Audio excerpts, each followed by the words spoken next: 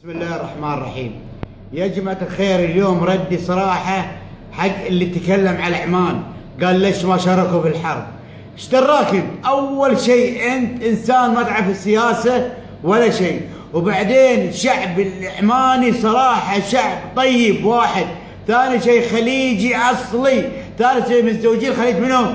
انت قاعد تسوي لنا فتنة وانت ما تدري. انت ايش عرفك السياسة؟ تدري ان لازم واحدة من دول الخليج يصير محايدة؟ انت ايش عرفك بالسياسة؟ ايش عرفك؟ وبعدين شلون تتكلم على عمان؟ انت بحقيقة تتكلم على عمان. هذه عمان احنا ما نرضى عليها، ودولة خليجية ونعتزها ونحطها على راسنا، ما لك شغل تسوي لنا فتنة انت. ليش ما ركبوا؟ وبعدين انت تقول لي ليش ما صاموا وليش ما فطروا؟ عمان يفطرون ويصومون على الهلال، سمعت؟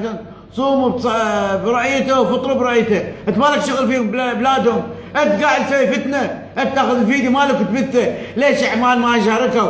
ونطالب من مجلس التعاون الخليجي كلهم، سواء كان في البحرين او في السعوديه او في الكويت او الامارات، مالك شغل في السياسه، السياسه حق اهلها. اخوكم محمد خليفه مخلف.